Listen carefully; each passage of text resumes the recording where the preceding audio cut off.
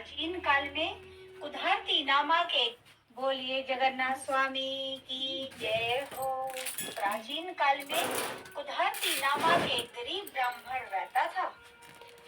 अत्यंत दुखी होने पर लोगों से सुना था कि जगन्नाथ जी का व्रत और दर्शन करने से सभी मनोरथ पूर्ण होते हैं। चोरिया वाली औरत, मचिया चिपकी औरत, इन सभी ने अपनी अपनी व्यथा को कहा। हाथी ने कहा कि मेरा जीवन कभी ही गुजर जाता है, मुझे ना तो कोई खोलता है ना ही समीप आता है। आम के पेड़ ने कहा, मैं इतना अभागा हूँ कि समय से मेरे फल लगते हैं परंतु पकने पर कीड़े पड़ जाते हैं, कोई खाने वाला नहीं है। गाय ने कहा, मेरा बछड़ा अलग रमाता है, मैं अलग किंतु मिल नहीं पाती। मार्ग में ही एक ताल व उसके समीप एक तलैया देखी। उनका भी ये कष्ट था कि पास होते होते भी चाहे जितना पानी बढ़ जाए पर दोनों का संगम नहीं होता था। थोड़ी दूर पर एक कछुआ था जो तपती रेत पर पड़ा था। उसका कष्ट यह था कि वह सरोवर में रह नहीं पाता था। एक औरत मिली जिसके सिर पर जलती हुई अंगीठी थी। एक दूसरी औरत थी जिसके बैठ का चिपका हुआ था। इन सब ने श्री कुधारती जी से प्रार्थना की कि हे प्रभु, आप जाकर भगवान से हमारे सभी कष्टों के निवारण का उपाय पूछना। कुधारती जी सबके कष्टों का विचार करते तथा भगवान का स्मरण करते हुए यात्रा करते रहे। कई महीने बीतने पर जब वह श्री जगन्नाथ जी के धाम के करीब पहुँचे, तब भगवान ने कुधारती की भक्ति जानने के लिए एक जलते हुए भार के समीप खड़े हो गए। रास्ता चलते ही कुधारती जी उसी भार के समीप आए और देखा कि जलते हुए भार के समीप एक व्यक्ति खड़ा है। सो वहीं रुककर पूछा, भैया जगन्नाथ जी यहाँ से कितनी दूर हैं? मनुष्य रूपी भगवान ने कहा, आप जगन्नाथ जी के समीप ही खड़े समझो। कुधारती जी ने कहा, भैया तो फिर ये रास्ता बताओ कि जिससे मैं जल्दी जगन्नाथ जी के दर्शन कर सकूं। भगवान ने जलते हुए भार का मुंह दिखाते हुए कहा कि इस रास्ते जाने से शीघ्र ही दर्शन होंगे। कुधारती जी ने कहा, ये आग से तप रहा है। मनुष्य रूपी भगवान ने कहा, संसार भी तो अनेक प्रकार के दुखों से जल रहा है, बिना ताप सहे कोई भगवान को पा नहीं सकता। कुधारती मनुष्य रूपी भगवान के गूढ़ वाक्यों को समझकर झट से धोती लंगोटी एक जैसी कर भक्ति भाव व विश्वास से भरे भार में घुसने के लिए तैयार हो गए। ज्यों ही कुधारती ने भार में घुसना चाहा, भगवान ने रूप बदलकर हाथ पकड़ लिया तथा दर्शन देकर अपने स्थान को ले गए। भगवान ने अपने धाम में कुधारती का बड़ा आदर सत्कार किया। कुधारती जी ने भक्ति और प्रेम में मग्न होकर कुछ दिन निवास किया। फिर ब्रह्मचारी की याद कर एक दिन भगवान से मार्ग में मिले हुए लोगों की व्यथा को बताया तो भगवान ने बताया, इसमें हाथी तो पूर्व जन्म का कायस्थ है, इसने दूसरे से लिया है और अपने से कुछ दिया नहीं है, सदा दूसरों को फंसाकर मस्त होता रहा है, अतः इस जन्म में मस्त हाथी हो बंधन में पड़ा है। अतः इसके दोषों को बताकर 5 बेत मार देना, तो वह उन पापों से छूट जाएगा। आम का पेड़ पूर्व जन्म का कृपण ग्रहीता है, दूसरों से अनेक प्रकार की धन सामग्री ग्रहण करता रहा किंतु स्वयं देने के समय कृपण होता रहा, अतः खाने के समय इसके फल में कीड़े पड़ जाते हैं। इसलिए इसके भी 5 बेत मार देना, इसका भी पाप दूर हो जाएगा। कछुआ जो पूर्व जन्म में लोगों को हरा भरा देखकर जलता रहा, इसी स्वभाव व दोष से उसे जल नहीं प्राप्त होता, तपता ही रहता है। इसके भी 5 बेत मारकर जल में छोड़ देना, सुखी हो जाएगा। गाय पूर्व जन्म की टोहनी है, वह माँ की गोद से बच्चों को अलग करती रहती है, अतः इसका बच्चा अलग रमाता है। इसके भी 5 बेत मारकर गाय बछड़ा एक पास कर देना।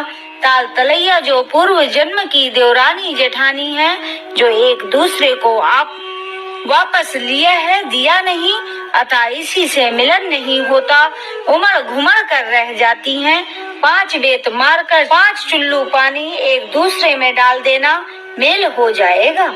जलती अंगीठी सिर पर रखने वाली स्त्री जो पूर्व जन्म में रोटी बनाई किंतु तवा चूल्हे के सिर पर तपता ही रहने दिया, उतारा नहीं, अतः उसके सिर पर तपता रहता है। 5 बेत मारकर उसके सिर से अंगीठी अलग कर देना। मचिया वाली औरत पूर्व जन्म में बहू होकर सास ससुर जेठ आदि के सामने खाट पर चढ़ी बैठी रही, उतरी नहीं, इसी से मचिया चिपकी रहती है। 5 बेत मारकर मचिया अलग कर देना। इसी तरह सभी के दुखों का निवारण पूछकर कुधारती जी ने श्री भगवान से विदा मांगी। लौटते समय कुधारती जी ने सोचा कि बड़ी बेटी से मिलता चलूं, तो उसकी ससुराल पहुँचे। उसी बीच जगन्नाथ जी के व्रत का सोमवार पड़ा, सो बड़ी बेटी से थोड़ी गुजिया बनाने को कहा, तो वह धन के घमंड में भर कर बोली, यहाँ ये ढकोसले नहीं होते, भगवान कहाँ है, ये सब बेकार दिखावा है, दूसरी जगह जाकर करो। यह सुनकर सुदामा जी बड़े दुखी हुए, बड़ी बेटी के घर से छोटी बेटी के घर चले जाते हैं। रास्ते में एक खेत पड़ा, सो छोटी बेटी की गरीबी विचार कर सोचा कि किसान से 5 बाली मांग लूं। ऐसा निश्चय कर किसान से 5 बाली मांगते हुए बोले, भगवान का व्रत करूंगा। किसान अहंकार से भरकर बोला, आग लगे तुम्हारे भगवान को, जिसे देखो बस भगवान के नाम पर मांगता चला आता है। कुधारती जी दुखी होकर मुड़े ही थे कि खेत में आग लग गई। तब तो किसान दौड़कर कुधारती जी के पैरों पड़ा और माफी मांगने लगा।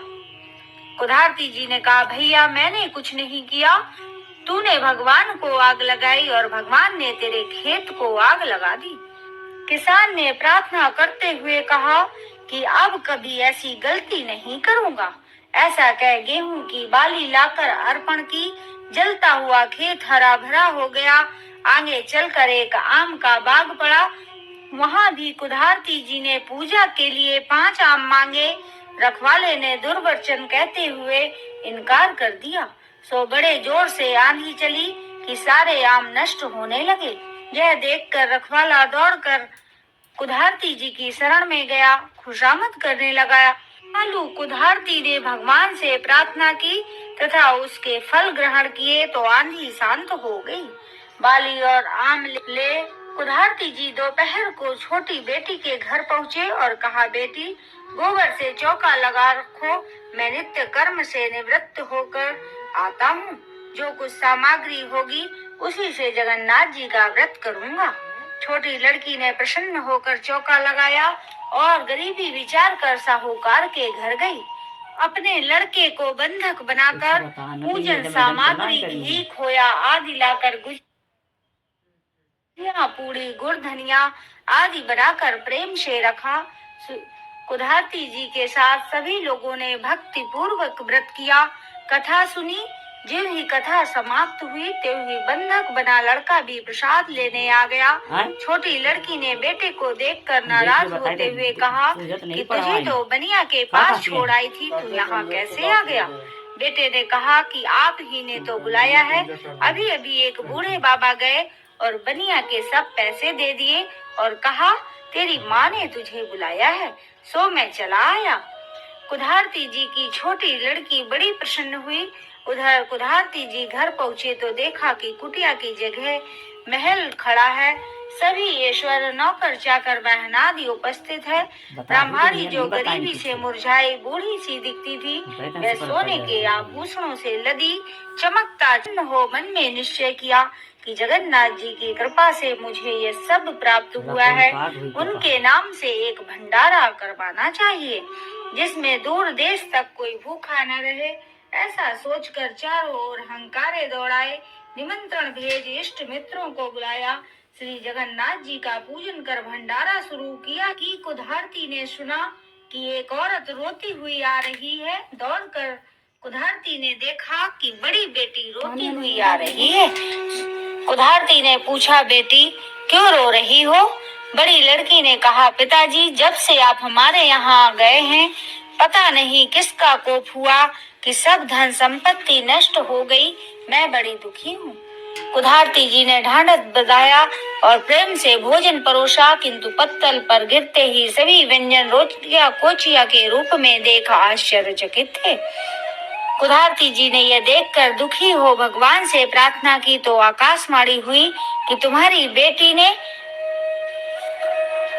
हमारे व्रत का अनादर किया तथा प्रसाद बनाने में दुखी हुई, अतः इसकी सारी संपत्ति नष्ट हुई तथा भोजन में रोटियां कोचियां रह गई हैं। श्री कुधारती जी ने प्रार्थना की कि हे भगवान, आपके भंडारे में तो इसे भर पेट भोजन मिलना ही चाहिए। कुधारती जी के आग्रह पर भगवान ने कहा कि मेरे सीत इसके पत्तल में छोड़ दो, इसे भरपेट भोजन प्राप्त होगा, किंतु मेरा व्रत करने से ही इसके दुख दूर होंगे। लड़की ने सुना तो उसी दिन से जगन्नाथ जी का व्रत करने लगी। व्रत के प्रभाव से सुखी हुई। जगन्नाथ जी का व्रत संसार में जो भी प्राणी करेगा वह संसार के सभी सुखों को भोग कर धनवान होगा। जैसा कथा में वर्णित लोगों के दिन बहुरे, ऐसे ही सबके दिन बहुरेंगे। जगन्नाथ जी की कृपा से दरिद्री को धन, निपुति को संतान की प्राप्ति होती है। संसार में ऐसा क्या है जो संसार के स्वामी अर्थात जगन्नाथ जी ना दे सकें? वे सब कुछ दे सकते हैं। श्री जगन्नाथ जी का व्रत सदैव करना चाहिए।